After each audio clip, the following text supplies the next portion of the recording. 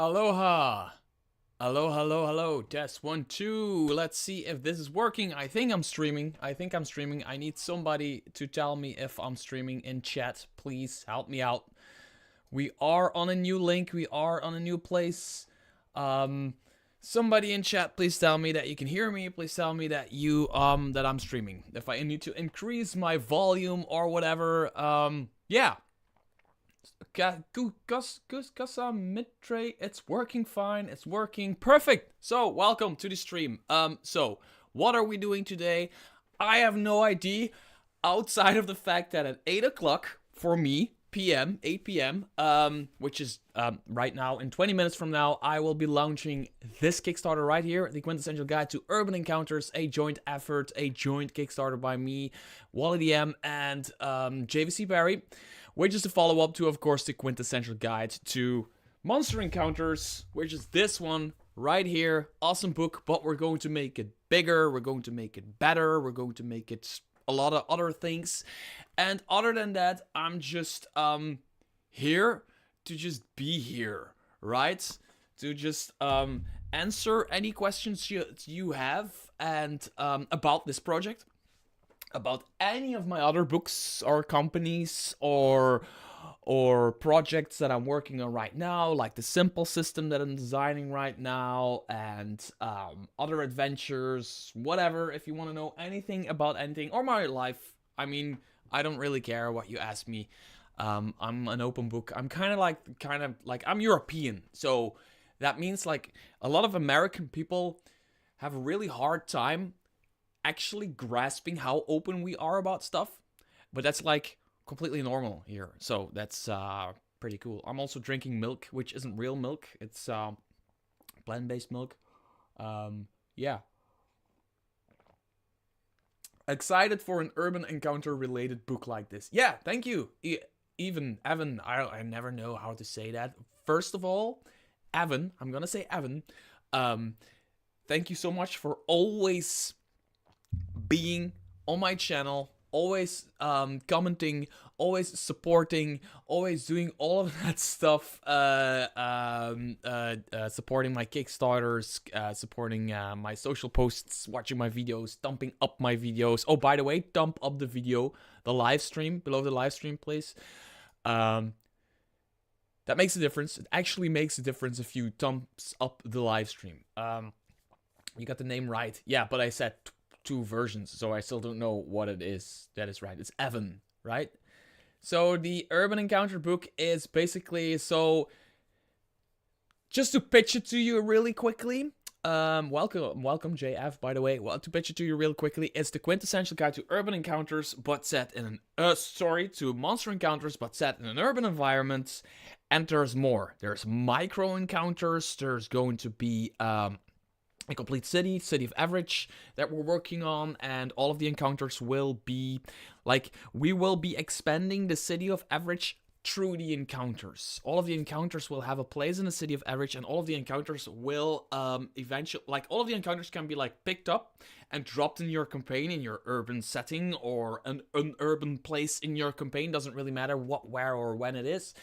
As long as you're playing 5th edition or any 5th edition related thing. You might be playing 5th edition, you might be playing D&D, you might be playing Tales of the Valiant, or anything else that kind of resembles it, right? Or uses that system.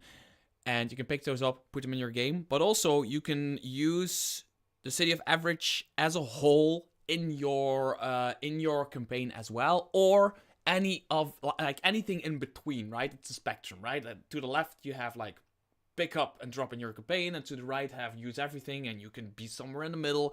For example, what we're planning on doing is every encounter will, for example, have at least like one location or NPC or political figure or whatever tied to the encounter, but they will always be like in a separate box.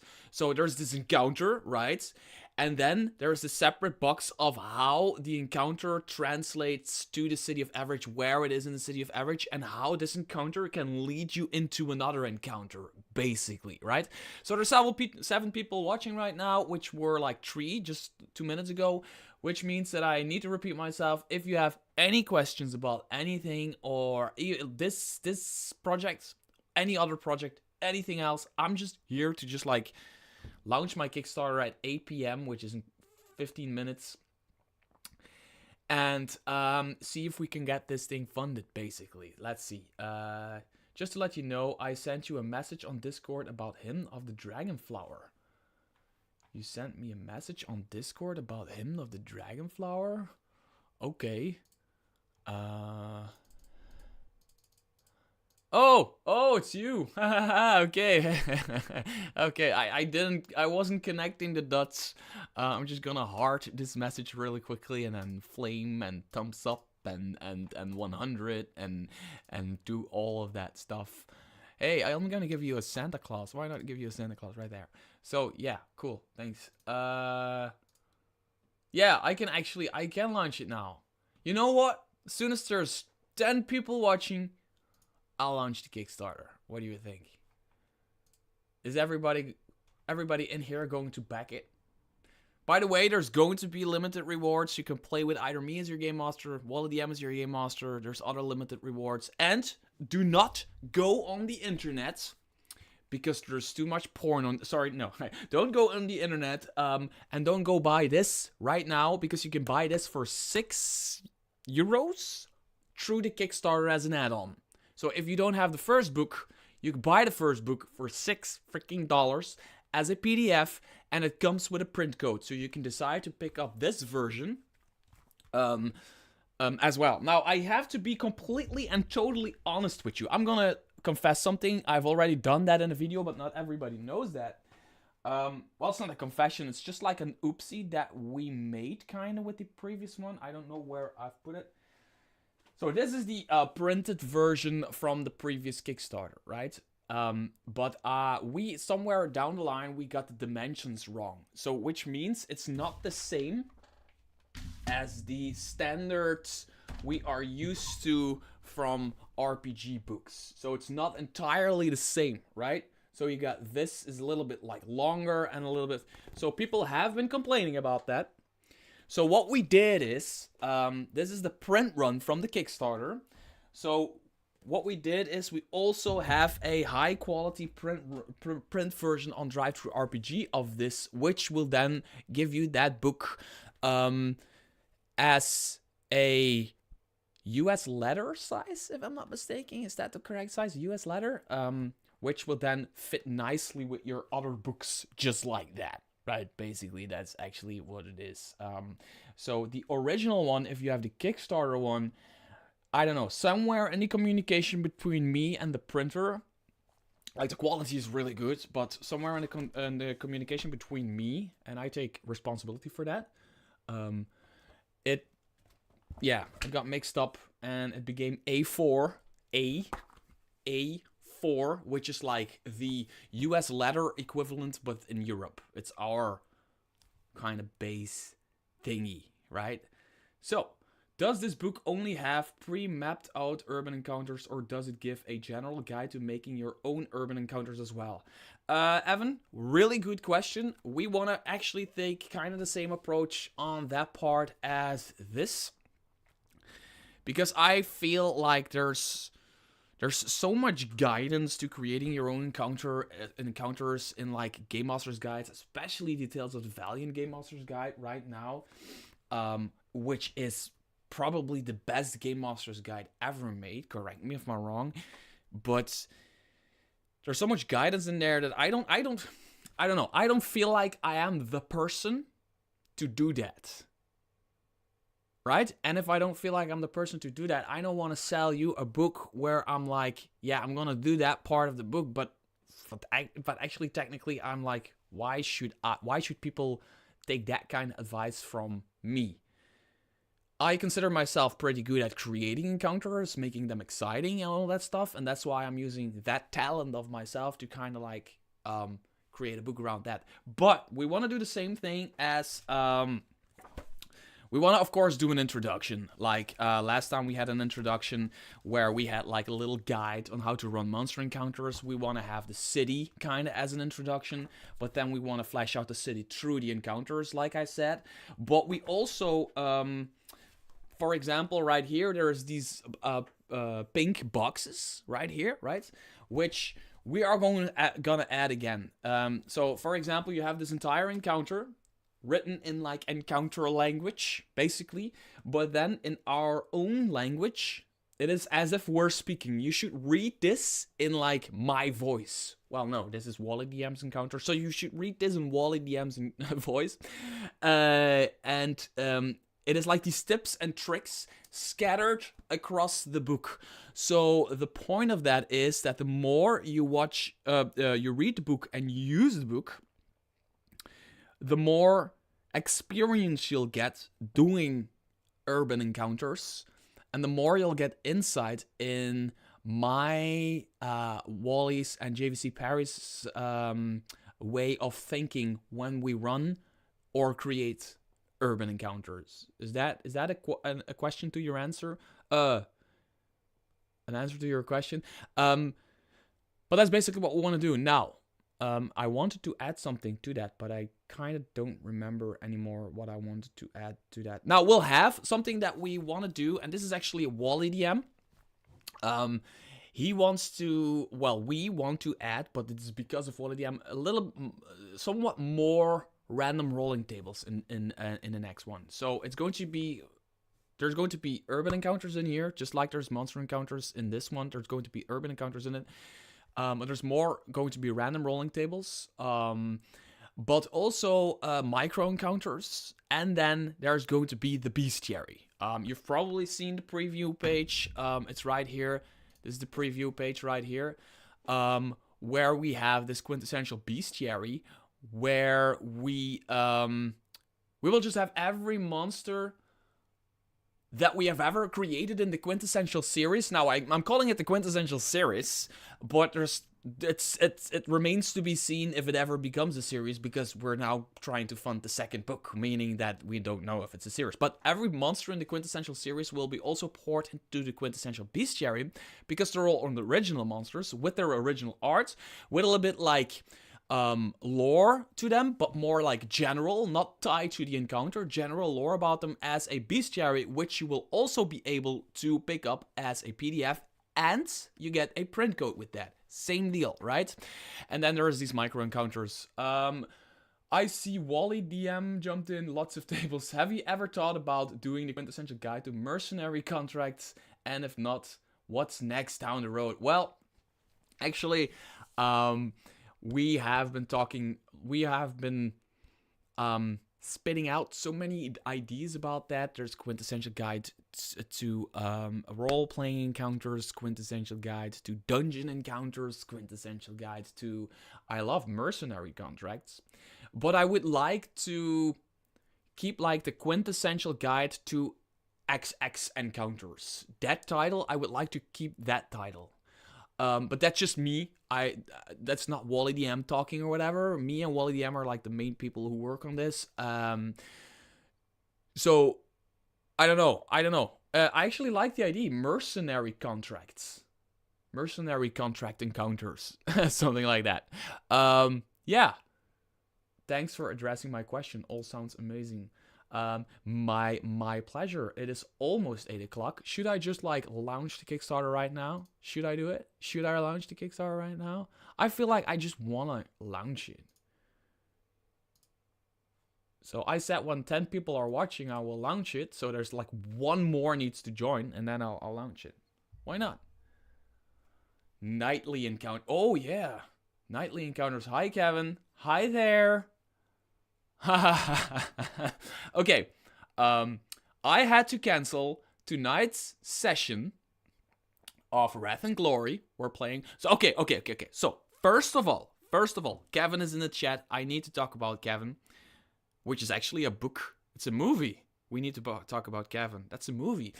We need to talk about Kevin. Kevin is an incredibly good game master, but he's also an incredibly good game designer.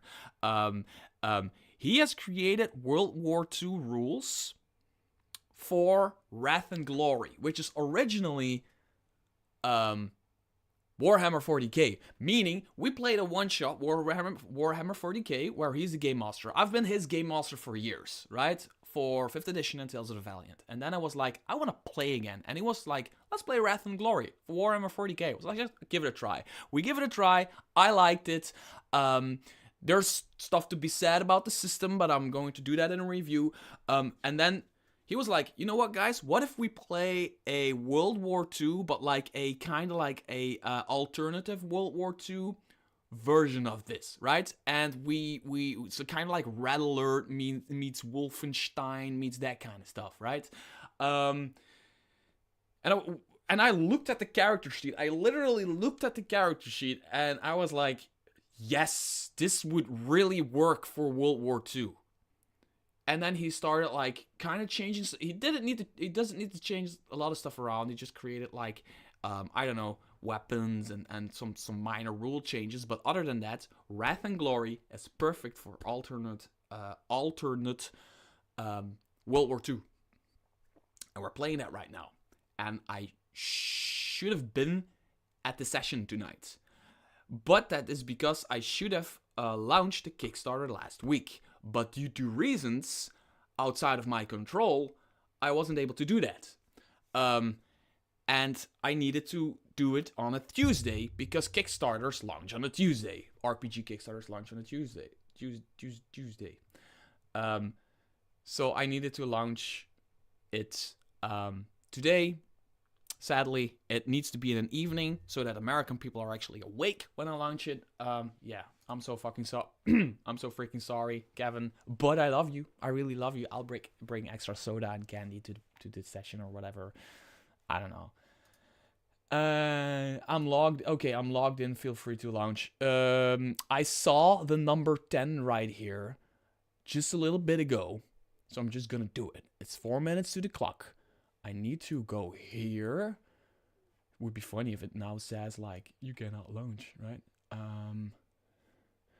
The only thing that I need to do is change this picture, launched on Kickstarter, right here, so that it actually says that it's launched. Which where's the save button? Where's this? How many of these have I already done? Oh, it automatically does it? Let me just... Okay, it says it's launched. It's not yet. I know. Story, right here. That's okay. Basics, project overview. I'm ready to launch. I've read the details. Launch project. There we go. Drum roll. It actually says drum roll. Congratulations, your project is now live. Boom. Right? There we go. Who's first?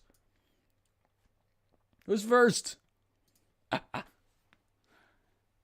So, yeah, that's basically it, what I wanted to do for today. So, other than that, if there's no questions or there's no people who want to talk about anything, I'm just going to log off, like, in 5 minutes or whatever. But otherwise, the bunted cow, I'm very proud of you. I've been watching you for years. Well, that actually means a lot.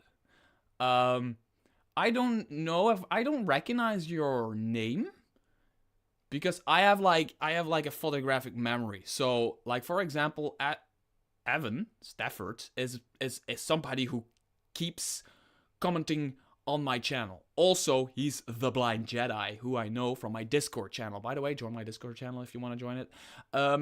So he also helps me out with like power builds for 5th edition and Tales of the Valiant that I then make videos on. But yeah, I don't know if I know the bunted cow. The bunted cow. Funny. Okay. Yeah, this is awesome. We already have 76 euros. So as you can see, we're looking for 7,500 euros. Sorry for it being in euros. It is in euros because I'm in Belgium. And a few years ago when I did a Kickstarter, I was able to put it in US dollars. No problem. And I just got paid in US dollars and then give it to my artists and writers and whatever. But that's not possible anymore due to laws. Stupid laws, but there's laws around that. So, yeah, I need to go to BackerKit right now and send out the email about it being launched, which is just sitting there. I can just email campaigns. Wait a second. Oh my god. Oh, by the way, really important. If you now scroll down here, am I on the right thingy? Yes. You can see and download a new micro encounter, the Ancient Text Cipher. Both of these micro encounters, by the way, are by the hand of Wally DM. Because he's been creating that kind of stuff while I've been doing like the Kickstarter, like visuals and the page and all of that stuff. So yeah, this is kind of like a puzzle / trap encounter, if I'm not mistaken.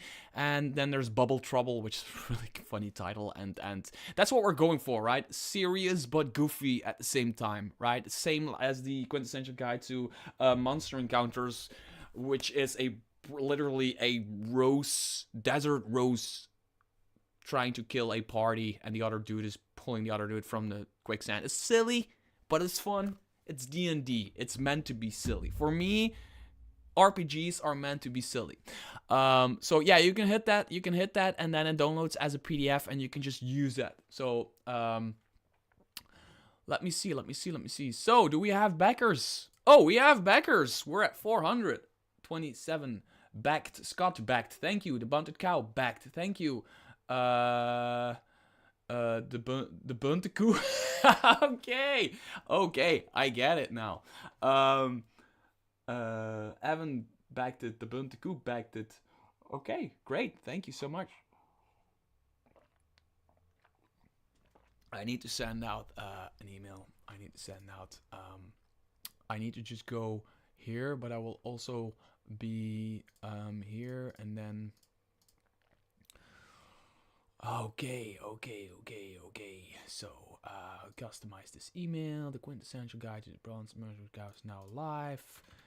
Just a quick little I'm just doing something right now. Launched on Kickstarter right there. Add a URL to it. Why not? I don't know why, but I literally I don't think I saved this email because I know for a fact that I created it before, but for some reason send email campaign right there. Okay, where are we at? What is your favorite thing about DMing? Killing Kevin. No. My favorite thing about DMing, improvising. Improvising is my favorite thing about DMing. I am I just improvise a lot when I GM. I always have like a structure in my head. I have they need to go from here to there. So a beginning, middle, of an end in a session. But, and I know they're going to encounter, I don't know, orcs or whatever, or just to keep it very simple. But the way I do it, like in the middle of combat, I do a lot of improvisation, and that's what I like about it. Because for me, D&D, I'm just gonna call it D&D right for now. D&D is a game, and it needs to be a game, and it needs to remain a game, right? And for me, I need like that aspect of it. I don't want to like over prepare because then it stops being a game, if that makes any sense at all, right? Has this been out? It's been out, right? Yes, I've sent it out. It's out there. The Kickstarter is live and kicking. 676. Let's see what we got. Can I see how many people pick what? We have 10 backers here. We have 12 back. By the way, if you've backed for the standard pledge, you can back for 10 euros more and get the Quintessential Bestiary as a PDF and the print copy. And a print copy. And then for 6 more, you can take the Monster Encounters PDF and print copy. Print code, sorry. So you add the Quintessential Bestiary, it gives you both the books as PDFs and print codes. to later pick up as a print. You can be a remembered citizen, or you can become a honored citizen, whatever you choose. Or you can play with us in a session as the game master. You can play with Mr. Tarask, who's like this handsome dude from Belgium, and then there's Wally DM, who's incredible amounts more handsome than Mr. Tarask, and he's from Chicago, which is great, right? It does make sense. The improvisation of D&D and reacting to player choices is part of what makes role-playing hilarious and engaging. Yes, hilarious. There isn't a session that I play where we don't laugh our freaking asses off. What do you think your biggest inspiration to get into RPGs was? I think Lord of the Rings. For me, I was like at that age when Lord of the Rings came out. I grew up with Lord of the Rings. I remember like buying movie tickets like a week in advance to go to the premiere. And really funny, the town that I live in right now, and the town that I've been living in for my entire life, is called Bree. Just like the town in Lord of the Rings. But yeah, a friend of mine just at school just started talking about D&D to me, and I just sat there gasping, and I was like, wait, that exists? That there is a game where you can just do whatever you want? Why? Can I please play? And they played every Wednesday afternoon. And he was just like, yeah, sure, I'm gonna ask my buddies. And then 3 days later, he was like, hey, next Wednesday you can join if you want, you can try it out. And I knew for a fact that I was gonna love it. And I sat down at the D&D table my first time, and my life changed. I went from going to be the cool popular kid at school to being an absolute nerd, and I loved it. Loved every second of it. Yeah.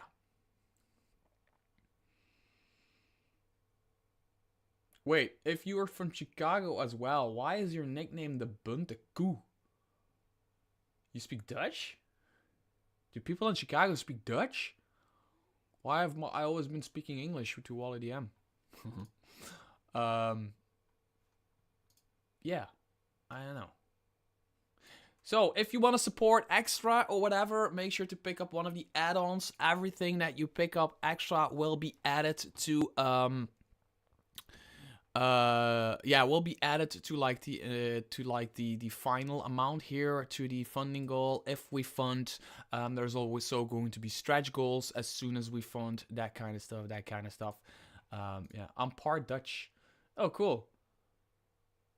So you're okay. I actually live in Bree, which is really close to the Netherlands. Like 5-minute, maybe 10-minute drive. And no, from my house, actually, it's a 5-minute drive to be in the Netherlands. Official. So I'm Belgian, but I have like a lot of Dutch friends, and because I'm an aggressive inline skater, which is not like inline skating and hitting people in the face, but it's actually a sport called aggressive inline skating. I have like a group of my blading crew, which are a bunch of Dutch people. Awesome Dutch people, by the way. What's your favorite encounter you've designed so far for the urban guides? I have a bunch of rough sketches going on. So there's 3 of them you can already download. I don't know if I should say this if people still don't know, but there's the Burning Library, Rats in the Cellar, and Cobblestone. So I created the Burning Library. Walla DM created Rats in the Cellar, and JVC Perry created the Cobblestones, right? So I really like these. But then I have a bunch of like drafts that aren't fully written and fully designed yet. But what would my favorite be? Should I talk about it? Should I talk about it? I always found the idea of being inside of a beast really cool. Like a dungeon in the remains of an enormous creature. An enormous creature. Hint, hint. So yeah, that's something that I'm working on. Um, which is really cool because I want to have. So okay, I'm not gonna talk about this. I want to have a part of average that's completely. You can clearly see when you walk there that it has been torn down, like I don't know, 100 years ago, and built back up. Like when you walk through a city like Paris or a city like London where there were fires, or a city like Berlin where you can literally see where bombs fell, right? And then they rebuilt it, right? That kind of thing. But so there's this ginormous creature 100 years ago, 200 years ago that completely smashed it to smithereens. And there was like a champion or a hero who was able to defeat that giant creature, and the remains are still there. But now a group of raiders or something of that kind have created their camp, their base in like the stomach and the entire digestive system of that creature. That's basically what I want to create. I know it's really weird, but that's what I want to create. And also, that leads me to if you, for example, this is just an example. This is not set in stone, but for example, if you would take the Honored Citizen one, become a citizen of average, work with us to create a memorable NPC who has a place in the city, custom artwork, bust, and an NPC character block. This could be like the person who defeated the big monster. Like there could be like this story, this legend tied to it, that 200 years ago, this hero defeated that big monster and saved the entire city. That hero could be designed or co-designed by you with me and Wallet DM. That's basically what this pledge level is for. Which, 1,000 euros. We passed the 1,000 euros goal. We're at 1/7 of our goal-ish. A little bit under it, I think. Let me see. How do you do that? Is that 14%? Yes, that's 14%, I think. Does that make sense? No, it doesn't. Is that? I don't know. 1,000. Yes, 1,000. So I don't know, the bunted cow or the bunted cow, if you like the idea of that encounter, but that's something I want to work on. So it's again one of those encounters. It's not just like an encounter that is presented to you in a way like, here's an encounter, deal with it. No, it's actually tied to the city, and there's this district of the city that has been teared to smithereens in the past, but it has been rebuilt. But the remains of that creature are still there because a group of individuals have built their base there. Know if you like it. Rate it on a scale from 1 to 10. The ID, not the encounter, because the encounter isn't an actual thing yet.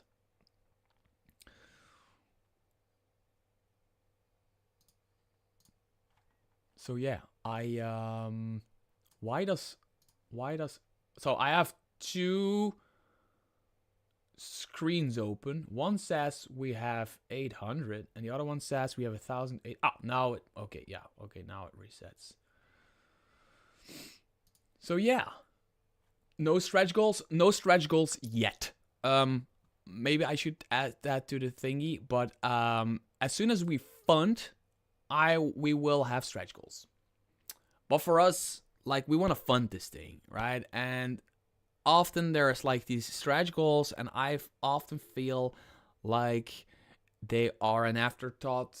Like, oh, I created my campaign and now I need a bunch of stretch goals so that people see I have future plans. I don't know.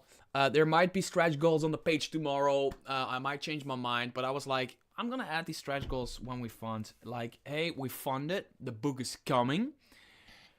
Now let's make this bigger and better. Right, basically, or not per se the book bigger and better, but more options or whatever. I don't know. I don't want to talk about that too much, but yeah, that's how I see it. I see it as, for me it's crowdfunding, and I still think that a lot of companies use it too much as a pre-order system and not per se as a crowdfunding system. And for me, this is a crowdfunding system. You guys are funding the book that I want to create with Wally DM and JVC freaking Perry. Yes, JVC Perry's on the team.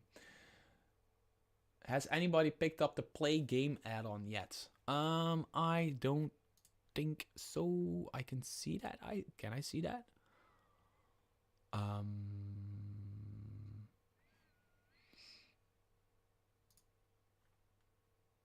Hey, Meshy Knight. The play game. So if you back us, so you go to rewards and you choose like, oh, I want the Quintessential Guide to Urban Encounters, or oh, I want the Quintessential Guides to Urban Encounters with the Bestiary. You do that. You can also pick an add-on to either play with me as your game master or play with Wally as your game master.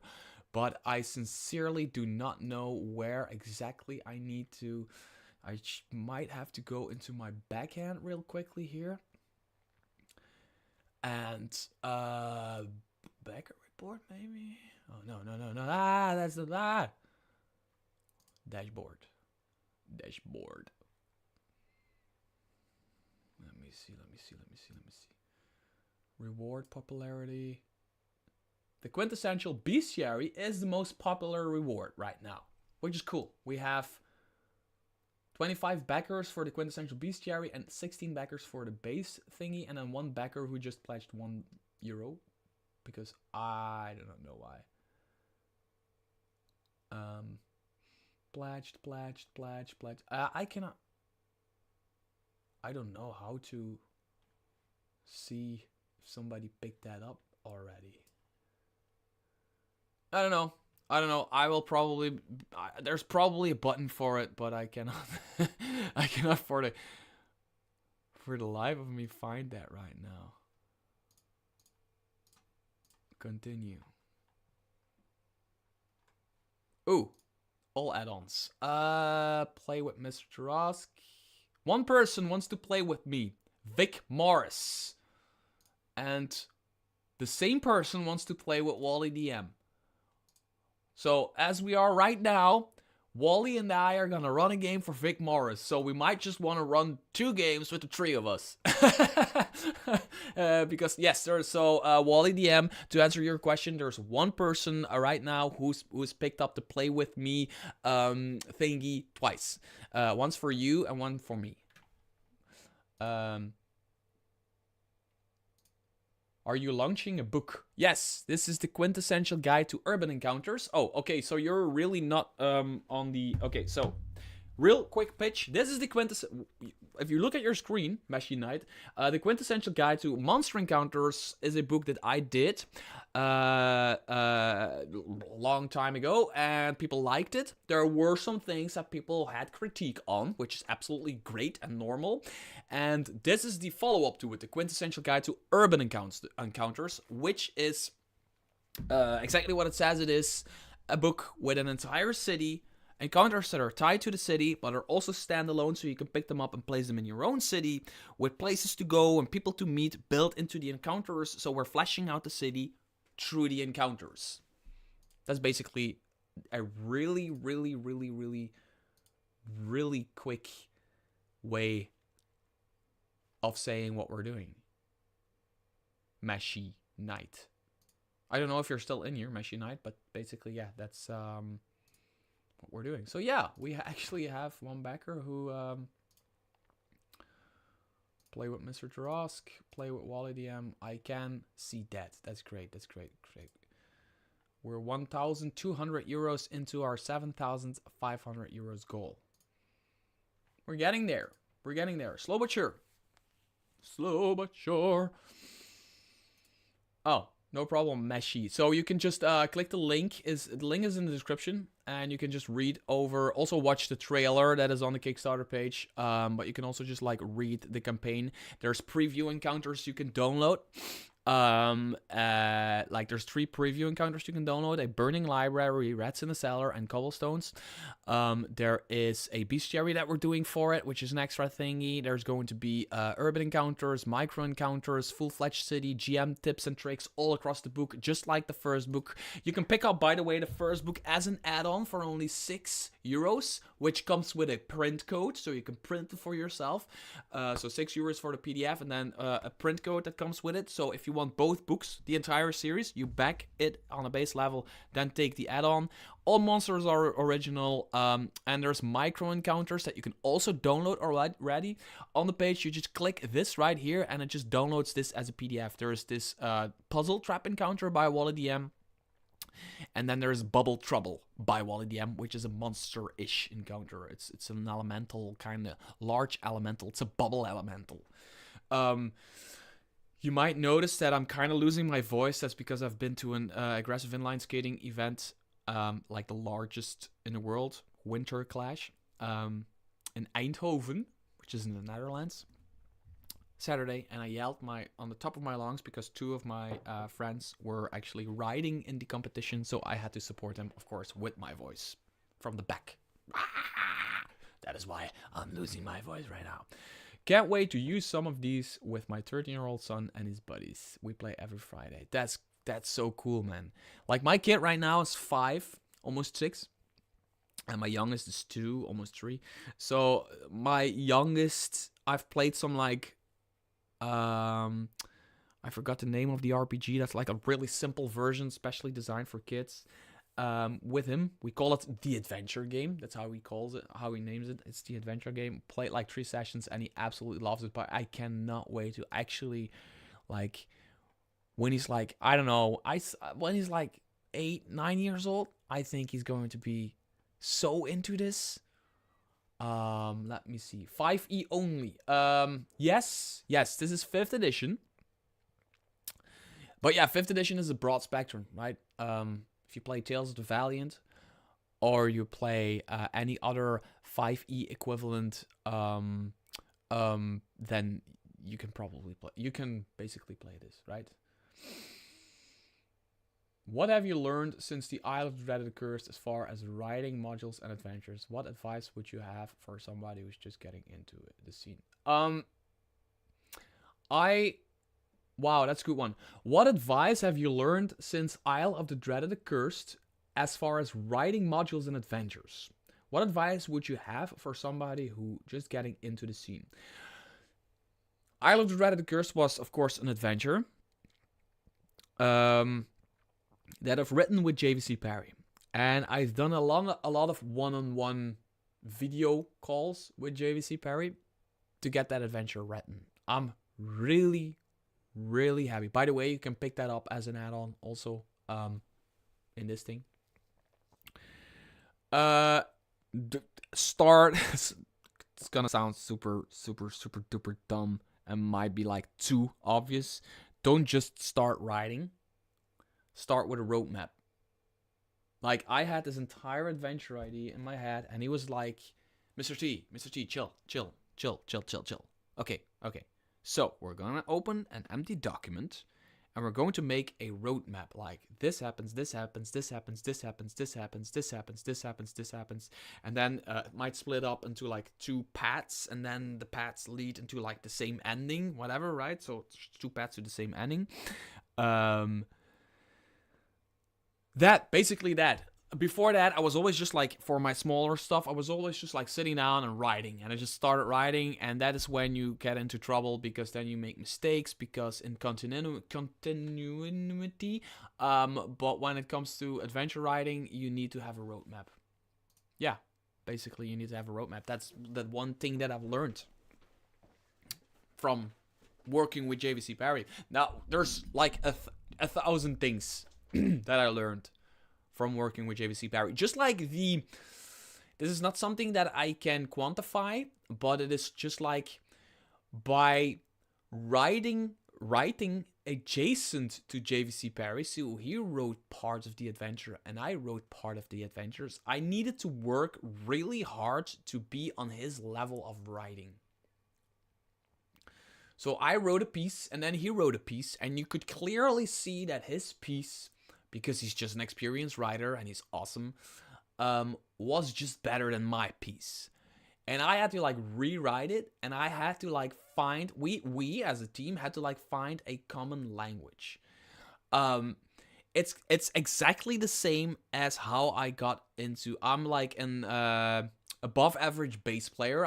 I had like in a previous life, I was even like a semi-professional bass player. I did like a lot of freelance gigs and teaching and that kind of stuff. It's the same thing with music. You need to work really hard to get up to the same level as the people you want to play with. But you cannot really quantify what that means. You cannot really quantify like, oh, that musician is better than that musician. Why is he better? I don't know. I don't know why he's better. Like, you can have two guitarists and you can think that one guitarist, like 90% of people can be like, that guitarist is better. Why? I don't know. Does he play more notes? Maybe he does, but is that a reason for him being better? No, sometimes playing less notes is better, right? So that is kind of like how I learned working with JVC Perry. Like, stick to the roadmap and just write little pieces in that roadmap until your adventure, at a certain point, you're like, done. We just completed the roadmap and it's done. Like, oh, here is the town. They get into this town and they need to get this quest. How do they get this quest? It's kind of like reverse engineering. They're in a town and they need to get this quest. How do they get this quest? Oh, they might meet the tavern keep, right? The innkeeper, right? How do they meet the innkeeper? Well, they arrive at the fountain, and there is this and this and this happens. Why do they arrive at the fountain? Well, they were pointed towards the fountain when they arrived in the city. Right? It's that reverse engineering. You start at the end and you work your way back. That's also something like a process that's really important that I never thought of like doing in that way. If that makes any sense at all. I don't know if I'm rambling or just like, I don't know.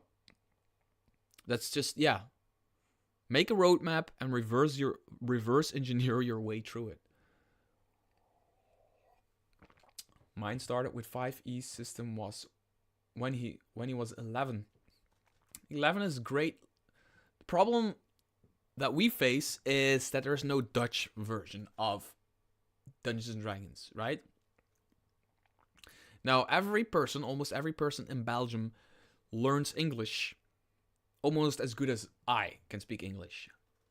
But it doesn't happen when they are 7, 8, or 9 years old. It happens when they're like 11, 12, 13, 14 years old, when they really develop that English language, right?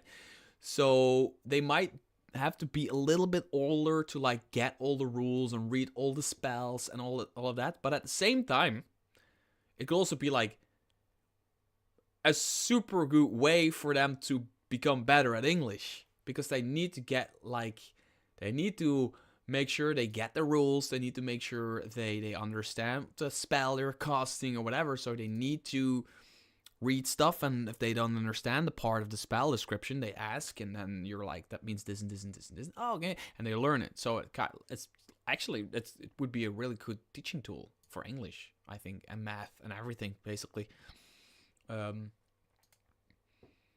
Yeah, that's it.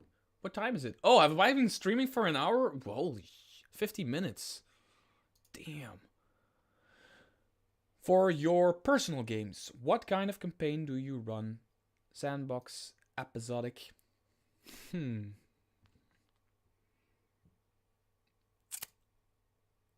episodic sandbox adventure. I don't know, actually. I almost always have an overarching theme and plot to it.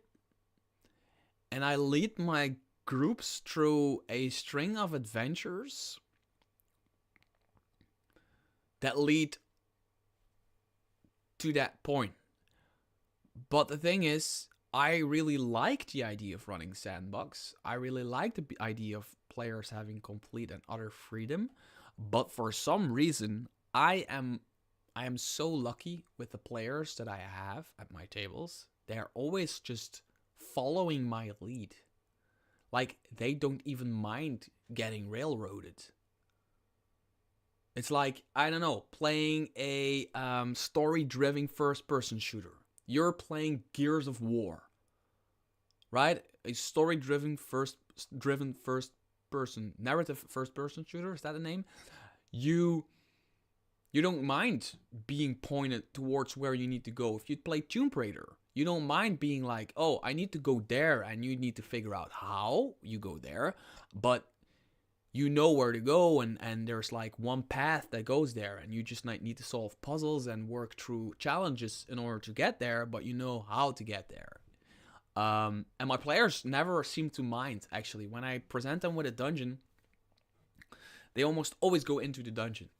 When I present them with an optional dragon encounter, they almost always go to the optional dragon encounter.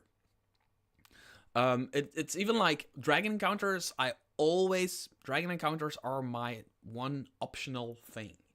Like, they are never something that needs to be done in order to progress the story. A dragon encounter is an optional thing in my games, and whenever they encounter a dragon or know there's a dragon somewhere, I'm always like, ladies and gentlemen, keep in mind, my dragon encounters are high risk, high rewards.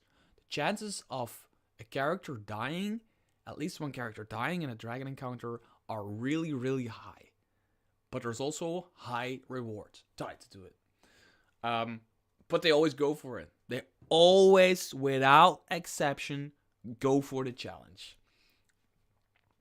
Yeah, there is absolutely a difference between hard railroading and being railroaded, in the sense where you get to choose what you do in situations. Yeah, I'm not like, no, you don't knock on that door. I don't want you to knock on that door. I told you the door is locked. Stop knocking on that door. That's railroading, right? But just saying there's a door there, my players always go to the door. I know there's people who have like real shitty players who are always trying to go against the game master and trying to break the game for some reason. That doesn't work for me. I don't have that. I don't have those players. I really have really good players, but I'm lucky enough to play with people who are my friends. I rarely play with like people at a store or whatever, right? So I don't play on like these big gatherings or get-togethers, whatever, Comic-Con stuff. I don't play there. I play at my home or a buddy's home with people that I know. Bravo Outpost. Hey, Mr. Dross. I found you. Have you a lot of your phone? I found your chart. That's my brother, by the way. My brother has his own YouTube channel, Bravo Outpost. Type it in your search bar. Type it in. Damn, I'm losing my voice here. By the way, I've been rapping the entire day today, trying to record voices for a song about Dungeons and Dragons that I am creating with my brother. He has created the beat and doing like all of this magic on this computer thing to create the beat and everything. So we're creating a hip-hop song about Dungeons and Dragons, and I've been rapping the entire day, so I am losing my voice.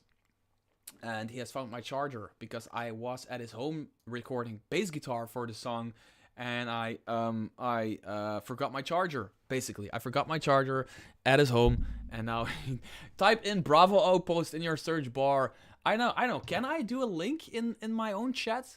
I'm really new to this kind of stuff. Bravo Outpost YouTube. Let me just see this. Yes. Can I post a link here? Right there. YouTube, Bravo Outpost. People of the store became my friends. Yeah, you have that, of course. Of course, not everybody who I play with was my friend before I started playing with them. Like, a lot of people were like people that knew people who played, and then we got to play together, and we just continued to play together. And they became friends due to playing together. Right? It's really weird how that happens. But bye, Bravo Outpost. Thank you for coming. Thank you for jumping in. Everybody go subscribe to his channel. All 8 people in stream go to subscribe to his channel. We're at 1.558 euros, which is great. I'm gonna close off the stream. I think we have been streaming for an hour and I'm losing my voice. So actually, if you still want to ask questions, anybody, I'll just continue to answer questions until nobody asks questions anymore, and then I will just like close down. I still need to like send an email and do like posts about it. I finished my first pre-written campaign with those LGS Friendos. A first in 30 years of what campaign was it? What campaign? A pre-written campaign. A first in 30 years of RPG. Oh, first time you like fully completed a pre-written yeah, that's the thing with pre-written campaigns. Does anybody ever finish pre-written campaigns? I mean, I rarely I don't think I can remember. Like, yes, there's these longer form adventures. Like, I don't know, the Scarlet Citadel or whatever, but which takes like, I don't know, 8 sessions. But like a full pre-written campaign, especially like the ones like this one. Look at this. I'm gonna review this really soon on my channel, by the way. Raiders of the Serpent Sea.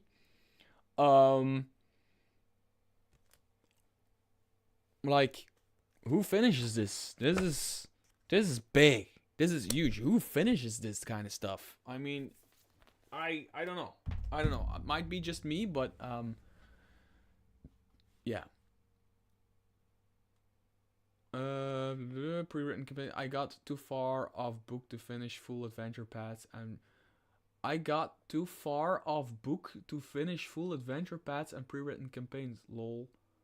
I go too far. Okay. So, sorry. I go too far off book to finish them. Yeah, at a certain point, you're like, you cannot even say you finished it because you just went completely the other way. That actually is how Isle of the Dreaded Accursed happened. I was playing the adventure from JVC Perry, the water-themed adventure by JVC Perry, which is one heck of a long adventure. What is it called? I forgot its name. And yeah, I went just completely off script, off of the adventure, and I ended up with Isle of Dreaded Accursed. We played through it, like, it kind of improvised, and then it spawned the idea of doing the adventure and writing it actually with the person who wrote the adventure that I went off script on. If that makes any sense. Yeah. Dragon Heist. I finished Dragon Heist and Pendelver. Oh, I finished Pendelver as a player. I finished Pendelver. I finished that. You said you were inspired by Lord of the Rings to get into D&D. What's your current inspiration for your campaign's settings? Inspiration. That's a hard one. Do I have inspiration? Do I get inspiration from... I don't think right now I actually draw inspiration from pop culture. Although I reference a lot of it.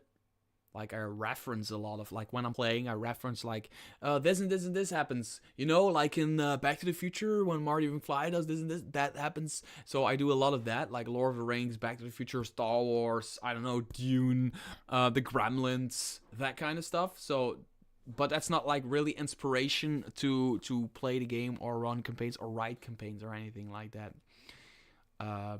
You will finish Vecna too. Do you know for sure you will finish Vecna? I don't know. Descent into Everness. I know that. I know I should know that, but I don't know. I'm drawing. Oh, Baldur's Gate. Yeah. Was a really obscure French RPG set it in 70s America as Native American. Okay. Cool. So, inspiration, not really. I still reference a lot of Lord of the Rings in my games. Like, people who play with me know that there's a lot of Lord of the Rings. Because for me, the 3 Lord of the Rings movies, The Fellowship of the Ring, The Two Towers, and Return of the King, are a masterclass in storytelling. They're almost perfect. Nothing is perfect, but they're a masterclass in storytelling. And that's why I really, really hate The Hobbit. And I really, really hate whatever that show is called. Is it The Rings of Power? I really hate the Hobbit movies, if you can even call them movies. I don't know what they are. They're absolute pieces of garbage. They're not even set in the same universe as The Lord of the Rings. Um, so if you want to hear me rant about an example why I think The Lord of the Rings is incredibly good, please say so. Otherwise, I will just move on from the subject, because I'm getting into a rabbit hole here, and a rant about Lord of the Rings and The Hobbit being absolute shit. And I have like one example that I always talk about, but yeah, I'm way too passionate about that. Um, Short adventure you can finish in 3 to 5 sessions. Yeah, like actual like full-fledged adventure modules. Like when I got into 5th edition, like when 5th edition was a new and Kickstarter for 5th edition was kind of new, there were a lot of like these adventures being kickstarted. JVC Perry was doing a lot of them. A lot of people were kickstarting adventures, right? But you don't see a lot of those anymore right now. Meshy Knight, are you talking Ring of Powers? No, Rings of Power. Ring of that Lord of Rings Prime show, that shit show of a whatever they yeah, that money grab basically.